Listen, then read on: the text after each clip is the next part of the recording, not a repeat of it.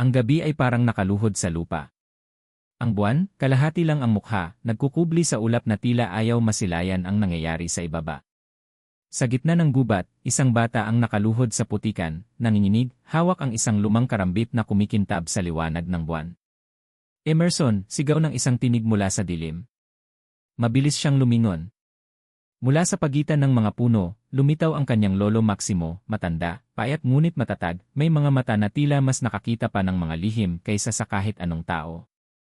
Nakasabit sa leeg nito ang anting-anting na tila kumikislap sa sariling liwanag. Bakit ka nandito? Halos pabulong pero puno ng pangamba ang boses ni lolo. Sinabi ko sa'yo, kapag naramdaman mo ang malamig na hangin, huwag kang lalapit. Hindi makasagot si Emerson. Nanginginig ang kanyang mga daliri, hindi dahil sa lamig kundi dahil sa nakita niya ilang sandali lang ang nakalipas. Sa kanyang harapan, sa mismong lugar kung saan siya nakaluhod, may naiwan pang baka sa putikan, hugis ng kaliskis, bilog, at kumikintab. Isang ahas. Hindi basta-bastang ahas, malaki, mahaba, at kulay ginto na parang mismong araw ang tumutulo sa balat nito. Si Emerson ay nakaupo sa gilid ng ilog, naglalaro ng maliliit na bato. Habang binabato niya ito sa tubig, napansin niya ang kakaibang paggalaw sa ilalim ng agos. May dilaw na sinag na parang nahulog na sinag ng araw kahit gabi. Dahan-dahang umahon mula sa tubig at doon niya unang nasilayan. Isang ahas na halos kasing laki ng katawan niya, kumikislap ang bawat kaliskis, gumagapang na parang hari ng kagubatan. Hindi ito ordinaryong hayop. Ang mga mata nito ay tila lumulubog sa malalim na kasaysayan, mata na parang nakatingin hindi lang sa kanya, kundi sa mismong kaluluwa niya. Huminto ang mundo sa loob ng ilang segundo. Nakahinto rin si Emerson, hindi makagalaw, hindi makahinga. Tanging pintig ng kanyang puso ang umaalingaw-ngaw. At bago tuluyang lumusot ang ahas papasok sa gubat, tumigil ito. Lumingon. At sa titig na yon, alam niyang tinatawag siya. Parang isang paanyaya. O baka isang babala. Lolo, mahina niyang bulong, halos hindi lumalabas ang boses. Lolo, nakita ko siya yung ahas na sinasabi mo sa mga kwento mo. Tumigil si Lolo Maximo. Matagal siyang hindi kumibo. Tanging tunog ng mga kuliglig at hampas ng hangin sa mga puno ang umikot sa paligid nila. Sa wakas, dahan-dahan siyang lumapit at hinawakan ang balikat ng apo. Kung totoo ang nakita mo, anya, mabigat ang tinig, hindi na tayo basta tagapanood. Kasama na tayo sa kwento. Emerson, bakit ako, Lolo? Bakit hindi ikaw? Ikaw ang may alam. Ikaw ang may anting-anting. Ngumiti si Lolo Maximo pero may kalungkutan sa sulok ng kanyang bibig. Ang anting-anting ko, panglaban. Pero ang nakita mo, apo yon ay pagpili. Hindi lahat nakakakita ng gintong ahas. At kung ikaw ang tinignan niya, ikaw ang tinatawag. Napalunok si Emerson. Hindi niya alam kung dapat siyang matakot o matuwa. Sa isip niya, baka imahinasyon lang. Pero sa puso niya, alam niyang totoo ang nakita niya. Ramdam pa rin niya ang bigat ng titig ng ahas, parang nananatili sa balat niya. Biglang may kaluskos sa paligid. Kumalabog ang mga sanga, at may malamig na hangin na dumampi sa batok ni Emerson. Napahigpit ang hawak niya sa karambit. Lolo, bulong niya. Tahimik na sumenya si Lolo Maximo na manatili siyang nakayuko. Kinuha nito ang isang maliit na bote mula sa kanyang bulsa, may lamang pulang likido, at iniwisik iyon sa lupa. Sumiklab ito saglit, at nag-iwan ng amoy na parang sinunog na dahon. Hindi sila magpapakita agad, bulong ng matanda. Pero nararamdaman nila ang nangyari. Ang sinumang nakakakita ng ahas pinapansin ng mga nilalang na nasa dilim. Sa isip niya, gustong sumigaw ni Emerson. Gusto niyang sabihin na hindi niya ginusto ito, na hindi siya handa. Pero naalala niya ang mga kwento ni Lolo, mga salaysay ng mga taong pinili ng mga mutya, mga batang hindi handa pero kinailangan tumindig. At sa mismong sandaling iyon, may dumaan na tila anino sa gilid ng kanyang paningin. Mabilis. Tahimik. Pero malinaw. Hindi tao. Hindi rin hayop. Lolo, halos napasigaw siya. Itinaas ni Lolo ang kamay niya, pinatigil siya. Tahimik. Huwag kang magpakita ng takot. Ang takot, pagkain para sa kanila. Emerson ay napalunok muli. Pilit niyang pinipigil ang pag-uga ng tuhod niya. Ang mga mata niya, lumilibot sa paligid, sinusubukang hanapin ang gumagalaw sa dilim. Pero wala siyang makita, tanging pakiramdam ng mga matang nakatitig sa kanya mula sa bawat direksyon. Emerson, bulong ni Lolo, mababa at buo ang tinig. Kapag pinili ka ng ahas, ibig sabihin may paparating. Hindi ito aksidente. Hindi ito laro. Ito ay panawagan. Huminga siya ng malalim at idinagdag, at mula ngayong gabi hindi na babalik sa dati ang buhay mo. Sa dilim na iyon, habang nakaluhod pa rin si Emerson, napagtanto niya ang isang bagay, ang titig ng ahas ay hindi lamang isang paanyaya, ito ay tanda ng paparating na unos. At sa ilalim ng katahimikan ng gubat, unang beses niyang narinig ang bulong. Mahina, malamig, parang dumadaloy sa kanyang tainga, may nakakita. May pinili Emerson na pakapit sa kamay ng kanyang lolo. Ang gabi ay bumigat. Ang hangin ay nagkaroon ng amoy ng dugo at abo. At bago sila tuluyang umalis, muling lumingon si Emerson sa bakas ng kaliskis sa putikan. Nawala na ito. Pero naroon pa rin ang kinang, isang liwanag na hindi kayang burahin ng kadiliman. At alam niyang hindi na siya ordinaryong bata. Tahimik ang kanilang paglalakad. Ang ilog na pinanggalingan ni Emerson ay naiwan na sa malayo, ngunit ang ingay ng dumadaloy na tubig ay parang nanatili sa kanyang tenga. Bawat yapak niya sa damuhan ay parang may bigat, na tila pinapasan niya ang mga mata ng kung sino man ang nanonood mula sa dilim. Lolo, basag na boses ni Emerson. Kung totoo ngang pinili ako, anong mangyayari sa atin? Hindi agad sumagot si Lolo Maximo. Ang mukha niya ay nakatuon sa unahan, parang sinusukat ang daan. Hawak niya ang baston na may palamuti ng lumang palawit, at bawat hampas nito sa lupa ay parang panukat ng oras. Minsan, wika niya matapos ang mahabang katahimikan, ang pagpili ay hindi laging gantimpala. Minsan, pasanin ito. Kapag pinili ka ng liwanag, mas pinapansin ka rin ng dilim. Kinilabutan si Emerson. Naalala niya ang malamig na bulong kanina, ang salitang may pinili na dumaloy sa hangin. Hindi iyon imahinasyon. May nakarinig sa kanya. Habang papalapit sila sa daan pauwi, napansin ni Emerson na kakaiba ang paligid. Ang mga ibon na dati maingay tuwing gabi, ngayon ay tahimik. Ang mga puno, tila nakayuko, animoy nagbababala. Lolo, bakit parang binabantayan tayo? Tanong niya. Dahil totoo, sagot ng matanda. Kapag may ahas na ginto, may mutya. At kapag may mutya, may mga nilalang na gustong maagaw iyon. Hindi pa natin hawak ang bato, pero ramdam na nila ang koneksyon mo. Napahinto si Emerson. Pero wala naman akong hawak, Lolo. Bakit ako pa rin? Tinapik siya ng matanda sa balikat. Dahil hindi lahat nakikita. Ikaw ang nakakita. Ibig sabihin, ikaw ang may mata para rito. At iyan ang mas mahalaga kaysa sa anong bagay na hawak ng kamay. Pagdating nila sa bukana ng gubat, laking gulat ni Emerson nang makita ang dalawang kababaihan na nakatayo roon. Hindi niya alam kung saan nanggaling ang mga ito, tila lumitaw lang mula sa pagitan ng mga puno. Ang una ay payat, puti ang buhok, at may baston na kahoy, ang ikalawa ay medyo mas bata, ngunit kita ang bigat ng pagod sa kanyang mukha. Mga banyaga, bulong ng mas matanda. Ano nang ginagawa ninyo sa lugar na ito? Nag-angat ng tingin si Lolo Maximo. Bahagyang yumuko. Ako si Maximo. Ito ang apo kong si Emerson. Napadpad kami rito nang may nakita siya. Nagkatinginan ang dalawang babae, at sa huli ay lumapit ang matanda. Ang mga mata niya ay matalim, pero hindi galit, mas parang sinusuri. Ako si Tandang Adelina, pakilala niya. At ito si Aling Lorna. Kung nakita nga ng batang ito ang ginto, hindi aksidente ang pagdating ninyo. Napalunok si Emerson. Ano pong ibig niyong sabihin? Ang gintong ahas ay bantay ng isang bagay na higit pa sa buhay natin, sagot ni Adelina. Mutya. Ang kanyang presensya ay tanda na may babala o may pagpili. Hindi siya handa, singit ni Lolo Maximo, may bigat sa boses. Bata pa siya. Ngumiti si Adelina, ngunit malamlam. Walang batang handa. Minsan, ang mga pinipili ay yaong pinakaayaw. Tumango si Aling Lorna at idinagdag, kung totoo ang nakita niya, kailangan nating mag-ingat. Hindi magtatagal, dadating sila. Sila, tanong ni Emerson, nag-aalangan. Tingin mo ba walang nakarinig, bulong ni Adelina? Ang bulong ng dilim ay mabilis.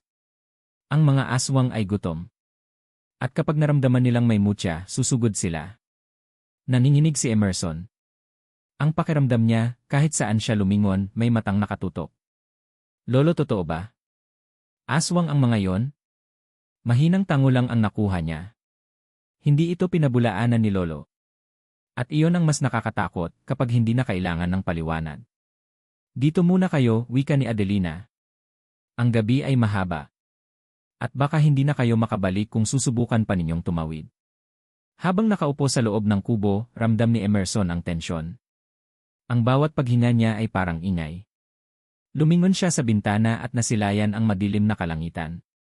Wala na ang buwan, natabunan na ito ng makapal na ulap. Lolo, mahina niyang sabi, halos pabulong. Paano kung hindi ko kayanin? Tumingin si Lolo Maximo diretsyo sa kanyang mata. Apo, hindi tanong kung kaya mo o hindi. Ang tanong, tatanggapin mo ba? Dahil kapag dumating ang sandali, hindi lakas ang kailangan, kundi tapang. Biglang may kumalabog sa labas ng kubo. Malakas. Parang bumagsak ang isang mabigat na puno. Napapitlag si Emerson. Tumayo agad si Adelina at hinawakan ang baston. Nagsisimula na. Sumilip si Lorna sa bintana, nanginginig. Marami sila. Naramdaman ni Emerson ang malamig na hangin na pumasok sa pagitan ng dingding. At kasabay ng simoy, dumampi muli ang bulong na narinig niya sa gubat, may nakakita. May pinilit ngunit ngayong gabi mas malinaw na. Mas malapit. At mas nakakatakot. Hindi na naghintay ng paanyaya ang dilim. Sa labas ng kubo, may mga yabag na mabibigat, halong huni ng hayop at halakhak na parang tao. Ang mga anino ay lumalapit, dahan-dahan, sinasadya ang bawat hakbang, para bang nangaasar. Si Emerson, nakaupo sa sulok, hawak ang karambit, ramdam ang pawis na dumadaloy mula noo hanggang batok. Hindi na ito basta takot. Ito ay halong pagkailang at pagdududa, bakit ako? Emerson, bulong ni Lolo Maximo, habang inaayos ang isang maliit na bote ng asin. Makinig ka sa akin. Kung papasukin nila tayo, huwag kang titigil. Kahit nanginginig ang tuhod mo, kahit sumisigaw ang utak mo na tumakbo, hawakan mo ang sandata at huminga. Dahil sa oras na yon, ang takot ang unang papatay sa'yo. Ngunit hindi iyon nakatulong sa kanyang dibdib. Lalong bumigat. Biglang kumalabog ang dingding. Isang matalim na kuko ang lumusot sa pagitan ng kawayan, dumungaw ang isang mata, pula, nangingislap, at gutom. Mga aswang, bulong ni Aling Lorna, nanginginig. Narito na sila, tandang Adelina, hindi natitinag, humakbang sa gitna ng silid. Itinaas niya ang baston at may tinig na lumabas mula sa kanyang bibig, hindi ordinaryong salita, kundi parang sinaunang dasal. Nagliwanag ang baston at saglit na umurong ang mga anino. Pero hindi iyon tumagal. Ang mga halakhak ay mas lumakas. Mula sa labas, isang boses ang nagsalita, malalim, nakakatunaw ng loob. Alam naming may pinili. Ibibigay ninyo siya sa amin at aalis kami ng walang patayan. Hindi ka namin ibibigay, mariing sagot ni Lolo Maximo, lumapit sa bintana. Kung gusto ninyo, dito ninyo kami harapin.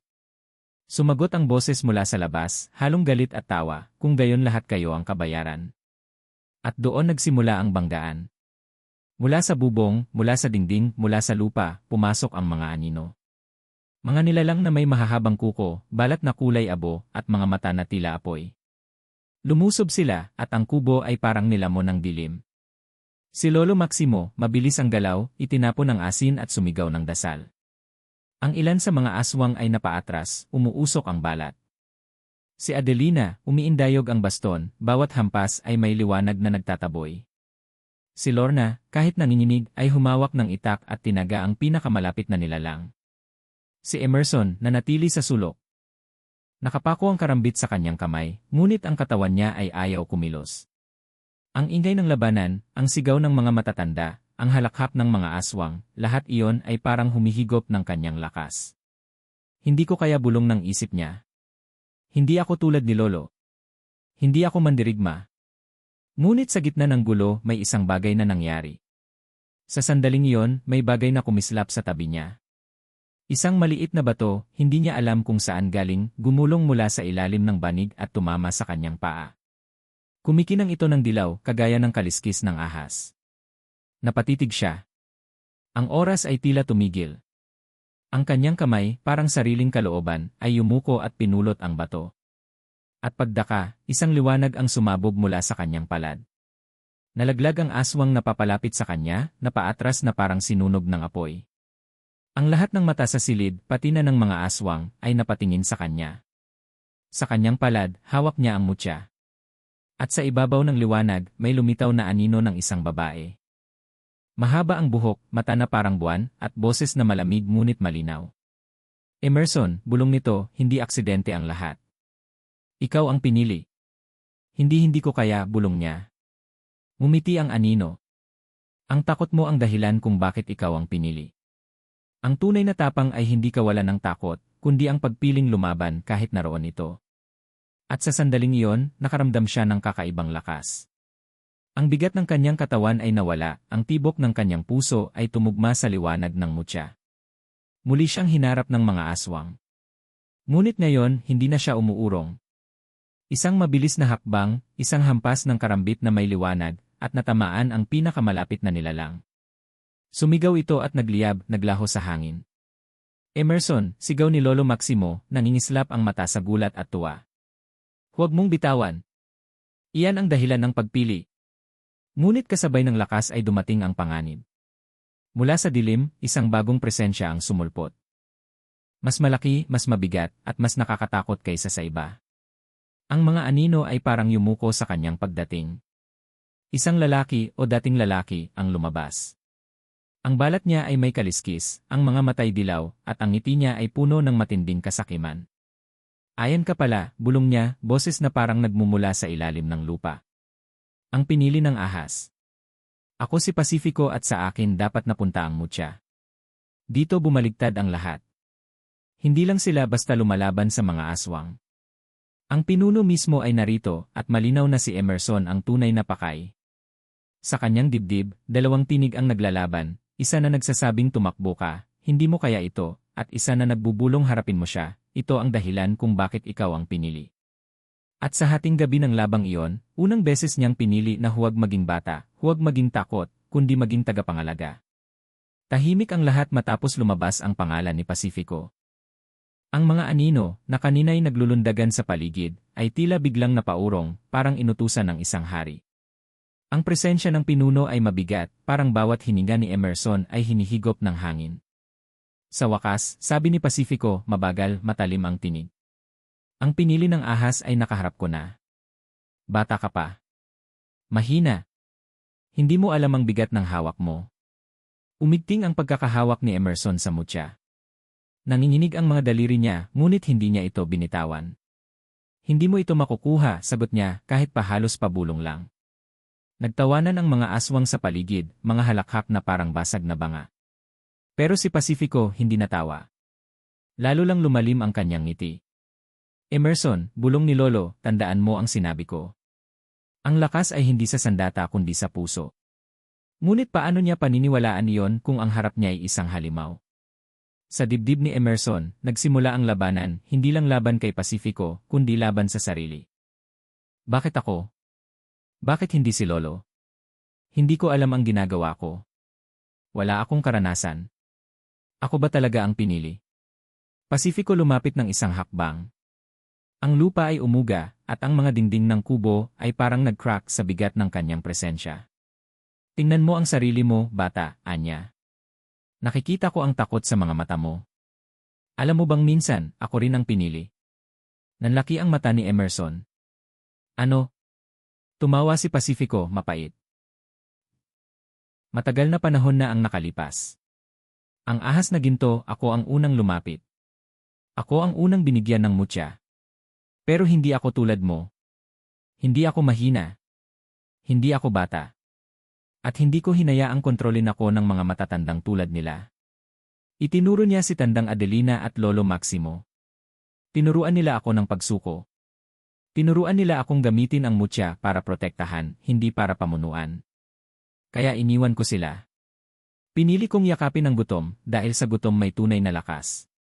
Kung totoo ang sinasabi niya ibig sabihin maaari akong maging tulad niya. Paano kung ako rin matukso? Paano kung tama siya at ako'y mahina lang? Sa loob ng ilang sandali, hindi aswang ang kinakatakutan ni Emerson, kundi ang sarili niya. Emerson, sigaw ni Adelina, tinapik ang sahig gamit ang baston. Huwag kang makinig. Ang mga salitang iyan ay lason. Ang mutya ay hindi ginawa para sa kasakiman. Tandaan mo, ang mutya ay pumipili ng puso, hindi ng gutom. Ngunit sumagot si Pacifico, halos kasabay, at bakit ako pinili noon? Dahil nakita nila ang apoy sa akin. At bakit kinuha sa akin? Dahil natakot sila sa lakas ko.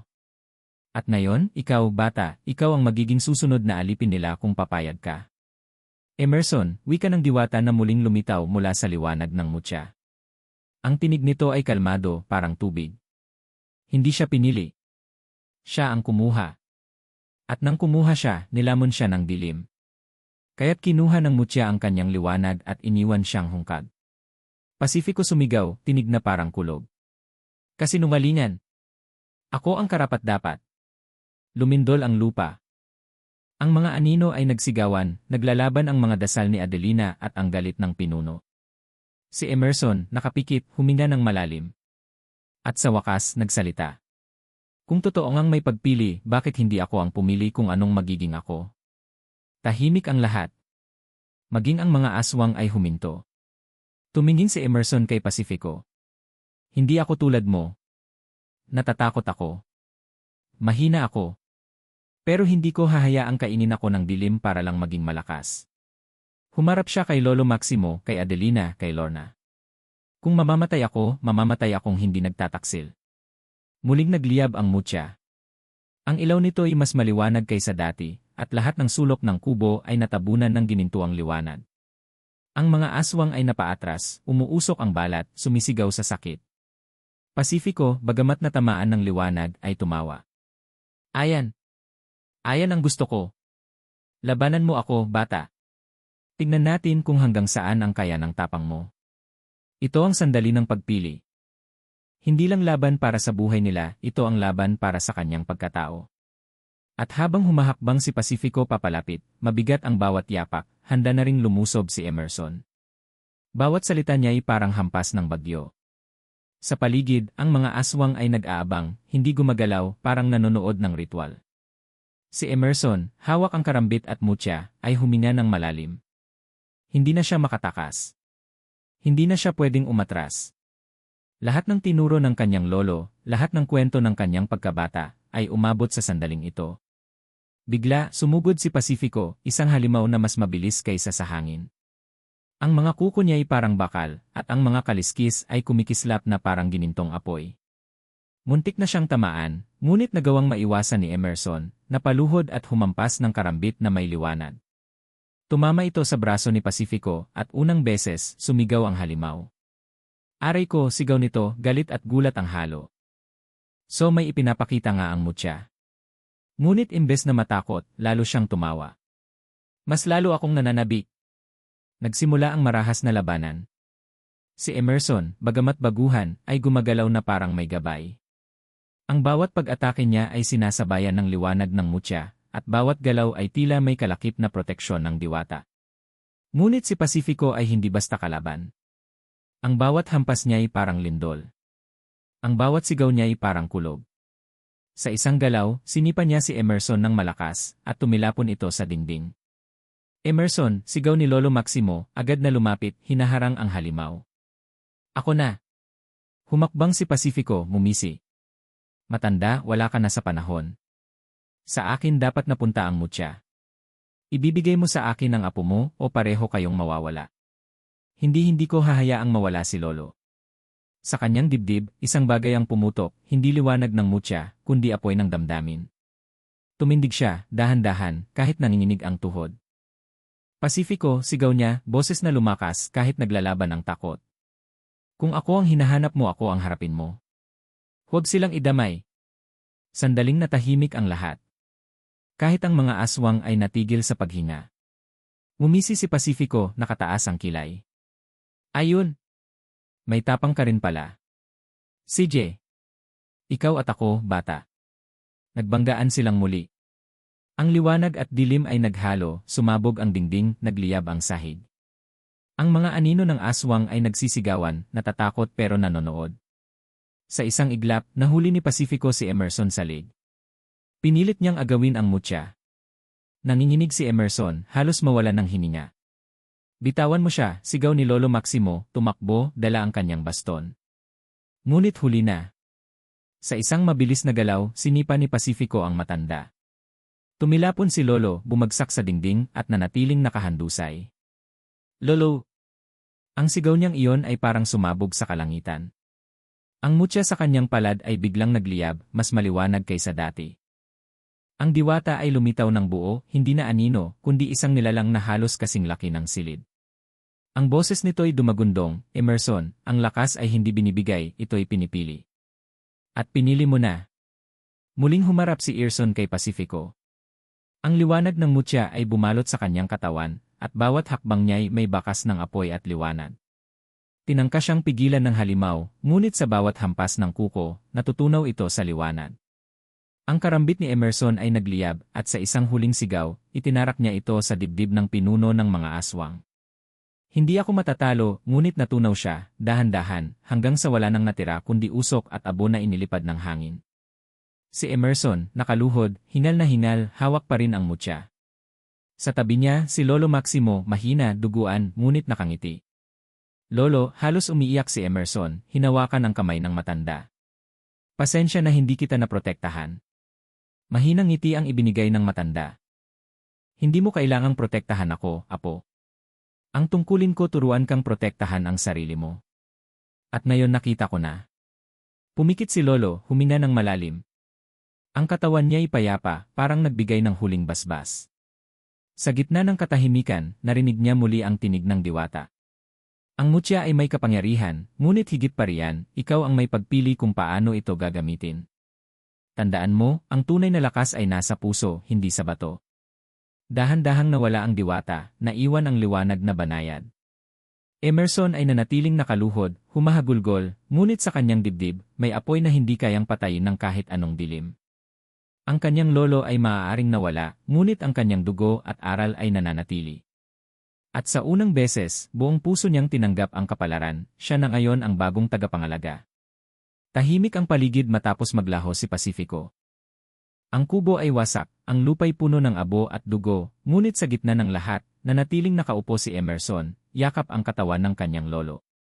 Lolo, bulong niya, nanginginig ang tinig, natapos na pero bakit parang mas lalo akong naiwan? Walang sagot. Tanging malamig na hangin at huni ng kuliglig ang tugon sa kanyang tanong. Lumapit si Adelina, inilagay ang kamay sa balikat ni Emerson. Hindi siya nawala, iho. Nasa'yo na siya. Ang kanyang dugo, ang kanyang aral, ang kanyang tapang, lahat iyon, ipinasa na niya. Tumulo ang luha ni Emerson, ngunit dahan-dahan niyang inangat ang kanyang ulo. Nakita niya ang mukha ng kanyang lolo sa kanyang alaala, hindi bilang isang matandang sugatan, kundi bilang isang matibay na haligi na nakangiti habang tinuturuan siyang humawak ng itak, habang kinukwentuhan siya ng mga alamat, habang sinasabi, ang tapang ay hindi kawalan ng takot, kundi pagpili laban dito. Kinabukasan, dinala ni na Adelina at Lorna si Emerson sa kanilang tribo. Doon, ipinakita nila ang mga sinaunang palatandaan, mga palaspas, at mga dasal na inukit sa kahoy. Ngayon, sabi ni Adelina, ikaw na ang tagapangalaga ng mutya. Pero tandaan mo, hindi ito korona. Ito ay pasanin. Hindi ito gantimpala. Ito ay tungkulin. Tumango si Emerson, hawak ang mutya sa dibdib. Alam niyang hindi na siya bata. Hindi na siya ang batang takot sa dilim. Siya na ngayon ang bantay ng liwanag laban sa anino. Ngunit kahit lumipas ang mga buwan, nananatili ang alaala ng kanyang lolo. Bawat gabi, naririnig niya ang mga salita nito, bumabalik sa kanyang isip, hindi mo kailangang maging ako. Ikaw ang sarili mong tagapangalaga.